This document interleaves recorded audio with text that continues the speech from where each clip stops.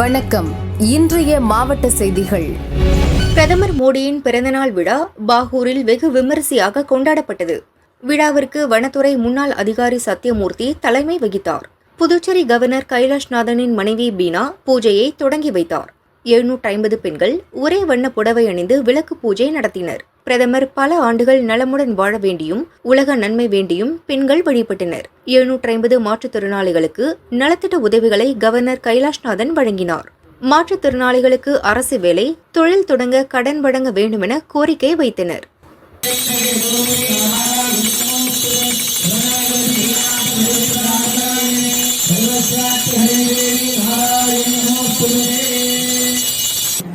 ஒரு கோவில்ல அவ்வளவுதான் முடியும். ஆனா இந்த இடத்துல வெகு விமர்சையாக கிட்டத்தட்ட ஒரு 700-800 பேர் பக்கமா கலந்துருக்கோம். ஒருத்தர் நினைத்தாலே அதுல கோடி புண்ணியம் அப்படின்னா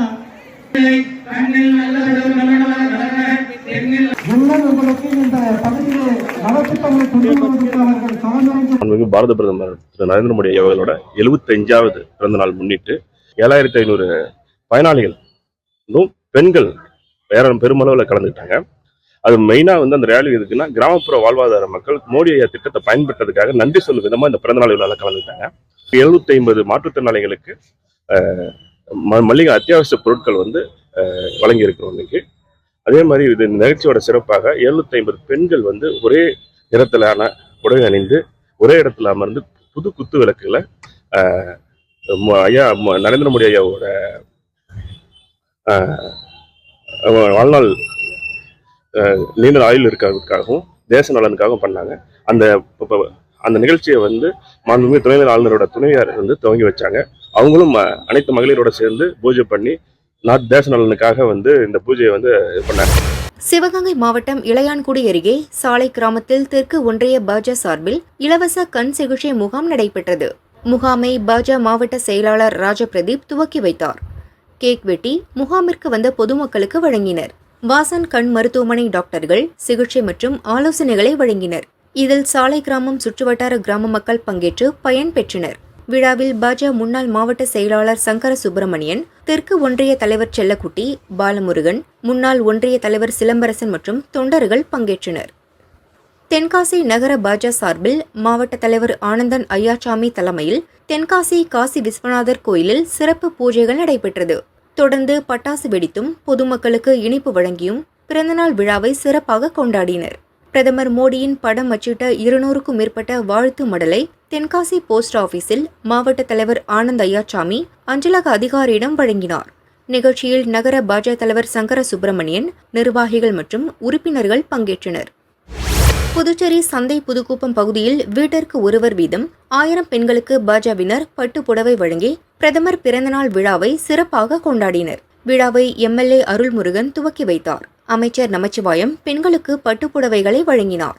விழாவில் கலந்து கொண்ட அனைவருக்கும் இனிப்புகள் வழங்கி விழாவை விமரிசையாக கொண்டாடினர்.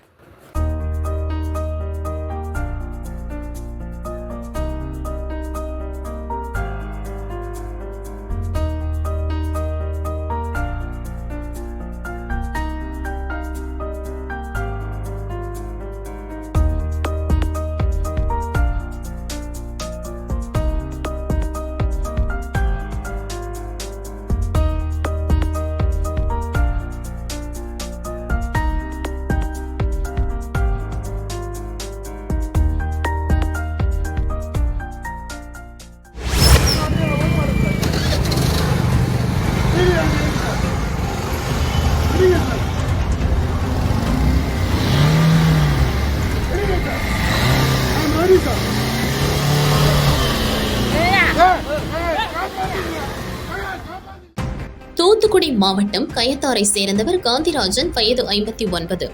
இவர் நெல்லை டிராபிக் போலீஸ் எஸ்ஐ. நேற்று இரவு பணி முடிந்து நெல்லை டவுன் தெற்கு மவுண்ட் ரோடு வழியாக சுத்தமல்லிக்கு காரில் சென்றார். அதே ரோட்டில் தியேட்டர் அருகே பஸ் சென்றது. பஸ்ஸின் பின்னால் பைக் மற்றும் காந்திராஜன் ஓட்டி வந்த கார் சென்றது. பஸ் டிரைவர் திடீரென பிரேக் போட்டார். அப்போது பைக்கை ஓட்டி வந்த டவுன் செண்பகம் பிள்ளை தெருவை சேர்ந்த வாலிபர் உடனே நிறுத்தினார். இதனால் பைக் மீது கார் மோதியது. கொதிப்படைந்த வாலிபர் காந்திராஜனிடம் தகராறில் ஈடுபட்டார். கடுப்பான காந்திராஜன் காரை ஸ்டார்ட் செய்தார். காரை நகர விடாமல் வாலிபர் கார் முன் நின்றார். எனினும் காந்திராஜன் காரை ஸ்டார்ட் செய்து புறப்பட்டார். கார் பேனட்டை வாலிபர் பற்றிக் கொண்டார். காரை வேகமெடுத்து காந்திராஜன் சென்றார். ஐயோ, காப்பாத்துங்க காப்பாத்துங்க என வாலிபர் கூச்சலிட்டார். அரை கிலோமீட்டர் தூரம் வரை வாலிபர் பேனட்டை பற்றியபடியே உயிரை கையில் பிடித்தபடி சென்றார். ஒரு கட்டத்தில் சினிமா பாணியில் காரில் இருந்து வாலிபர் தவி ரோட்டில் விழுந்தார். அதில் அவருக்கு காயம் ஏற்பட்டது. கார் பேனட்டில் வாலிபர் பற்றி சென்றதை சிலர் வீடியோ எடுத்து சோசியல் மீடியாக்களில் வெளியிட்டனர். விசாரணை நடத்திய கமிஷனர் சந்தோஷ் எஸ்ஐ காந்திராஜனை ஆயுதப்படைக்கு மாற்றம் செய்து உத்தரவிட்டார். 6 மாதத்தில் ஓய்வு பெறும் நிலையில் எஸ்ஐ காந்திராஜன் சஸ்பெண்ட் செய்யப்பட்டார் என்பது குறிப்பிடத்தக்கது. தேனி மாவட்டம் ஆண்டிப்பட்டி வைகை அணை கடந்த 2 மாதங்களுக்கு முன்பே உள்கொள்ளளவை எட்டியது. ஏற்கனவே மதுரை, திண்டுக்கல், சிவகங்கை மாவட்ட முதல் போக பாசனத்திற்காக தண்ணீர் திறக்கப்பட்டுள்ளது. தண்ணீர் திறந்து விடப்பட்ட போதும் 71 அடி உயரமுள்ள அணைக்கு தொடர்ந்து தண்ணீர் வந்து கொண்டே உள்ளதால் அணையின் நீர்மட்டம் குறையவில்லை. அணையில் நீர் இருப்பு அதிகமாக உள்ளதால் மதுரை, திண்டுக்கல், சிவகங்கை மாவட்ட ஒருபோக பாசனத்திற்கு தண்ணீர் திறக்க விவசாயிகள் அரசிற்கு கோரிக்கை வைத்தனர். விவசாயிகளின் கோரிக்கையை ஏற்று அணையிலிருந்து இன்று முதல் 120 நாட்களுக்கு தண்ணீர் திறக்க தமிழக அரசு உத்தரவிட்டது. பத்திரப்பதிவு அமைச்சர் மூர்த்தி மதகுகளை திறந்து வைத்தார். இந்நிகழ்ச்சியில் கலெக்டர் ரஞ்சித் சிங், MP தங்க தமிழ்ச்செல்வன், MLAக்கள் மகாராஜன், சரவணகுமார் உள்ளிட்டோர் பங்கேற்றனர். வினாடிக்கு 1130 கன அடி திறக்கப்பட்ட தண்ணீர் 7 மதகுகள் வழியாக வெளியேறி வருகிறது. 120 நாட்களில் முதல் 45 நாட்களுக்கு தொடர்ச்சியாகவும் அடுத்த 75 நாட்களுக்கு தண்ணீர் இருப்பை பொறுத்தும் முறை வைத்து வழங்க முடிவு செய்யப்பட்டுள்ளது. பெரியார் பாசன பகுதிகளில் உள்ள 85,563 ஏக்கர் ஒருபோக பாசன நிலங்கள், திருமங்கலம் பிரதான பாசன கால்வாய் கீழ் உள்ள 19,439 ஏக்கர் நிலங்கள் என மொத்தம் 1,05,002 ஏக்கர் நிலங்கள் பாசன வசதி பெறுகின்றன. அணையில் தண்ணீர் திறக்கப்பட்டுள்ளதால் பொதுமக்கள் பாசன கால்வாயில் இறங்கவோ கடக்கவோ முயற்சிக்க வேண்டாம் என பொதுப்பணித்துறையினர் எச்சரித்துள்ளனர். திருநெல்வேலி மாவட்டம் விகேபுரம் திருவள்ளுவர் தெருவை சேர்ந்தவர் சையத் அலி. தென்காசி மாவட்டம் ஆழ்வார்குறிச்சி சிவசைலம் ரோட்டில் பழைய பிளாஸ்டிக் பொருட்கள் சேமிப்பு குடவுன் வைத்துள்ளார். அதிகாலை 2 மணி அளவில் குடோனில் திடீரென புகை மூட்டம் கிளம்பியது. பின்னர் மளமளவென தீப்பிடித்து எரிய தொடங்கியது. அப்பகுதியில் இருந்த வடமாநில தொழிலாளர்கள் சையத் அலிக்கு தகவல் தெரிவித்தனர். அம்பை தீயணைப்பு நிலைய அலுவலர் பலவேசம் தலைமையில் தீயணைப்பு வீரர்கள் தீயை கட்டுப்படுத்தும் பணியில் ஈடுபட்டனர். தென்காசி, சேரன் மகாதேவி, ஆலங்குளம் உள்ளிட்ட தீயணைப்பு நிலையங்களிலிருந்து கூடுதல் தீயணைப்பு வீரர்கள் பணியில் ஈடுபட்டனர்.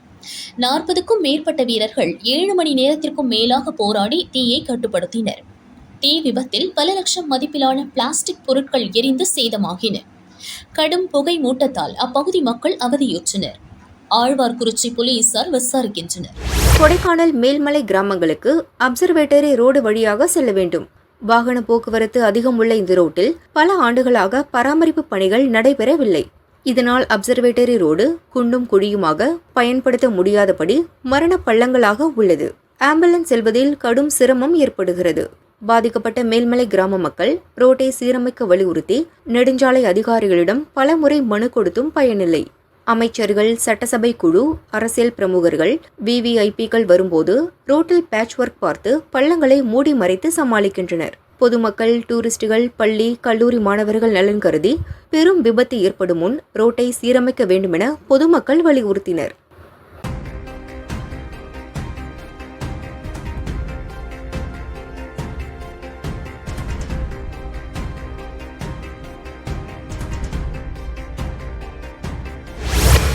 திருப்பூர் மாநகராட்சியில் தினசரி சேகரமாகும் சுமார் 800 டன் குப்பையை கொட்டுவதற்கு காலாவதியான கைவிடப்பட்ட பாறை குழிகளை தான் மாநகராட்சி நிர்வாகம் பயன்படுத்தி வருகிறது. பாறை குழிகளில் குப்பை கொட்டப்படுவதால் சுகாதார கேடு ஏற்படுகிறது என பொதுமக்களும் தன்னார்வ அமைப்பினரும் கூறி வந்தனர். அறிவியல் ரீதியாக சுற்றுச்சூழலுக்கு மாசு ஏற்படாத வகையில்தான் பாறை குழிகளில் குப்பை கொட்டப்படுகிறது என மாவட்ட நிர்வாகம் விளக்கமளித்து வருகிறது. திருப்பூர் முதலிப்பாளையம் பாறைக்குழியில் பல ஆண்டுகளாக குப்பை கழிவு கொட்டப்பட்டுள்ள நிலையில் BAB வெள்ளக்கோயில் கிளை கால்வாய் பாதுகாப்பு சங்கத்தினர் பாறைக்குழி நீரின் தன்மை குறித்து ஆய்வு மேற்கொள்ள ஏற்பாடு செய்தனர். ஆய்வறிக்கைப்படி அங்குள்ள நீரில் டிடிஎஸ் அளவு லிட்டருக்கு 13,200 மில்லிகிராம் என்ற அளவில் இருப்பது தெரிய வந்துள்ளது. டிடிஎஸ் அளவு 2,000 மில்லிகிராம் என்ற அளவில் இருப்பதே மிக பெரும் சுற்றுச்சூழல் பாதிப்பு என்ற நிலையில் முதலிப்பாளையம் பகுதியில் நீர், நிலம், காற்று மிக பெரும் பாதிப்பை எதிர்கொண்டிருப்பது உறுதி செய்யப்பட்டது. பிரச்சினைக்கு தீர்வு காண வேண்டுமென கடந்த செவ்வாயன்று விவசாயிகள் கலெக்டர் அலுவலகத்தில் உள்ளிருப்பு போராட்டம் நடத்த சென்றனர். போலீசார் அவர்களை கைது செய்து திருமண மண்டபத்தில் அடைத்து வைத்தனர். அப்பகுதி மக்கள் மற்றும் விவசாயிகள் இரவு முழுக்க உண்ணாவிரத போராட்டத்தில் ஈடுபட்டனர். விடிய விடிய தர்ணா செய்தும் தங்களது எதிர்ப்பை பதிவு செய்தனர். இதனால் முதலிப்பாளையம் பகுதியில் பரபரப்பு ஏற்பட்டுள்ளது.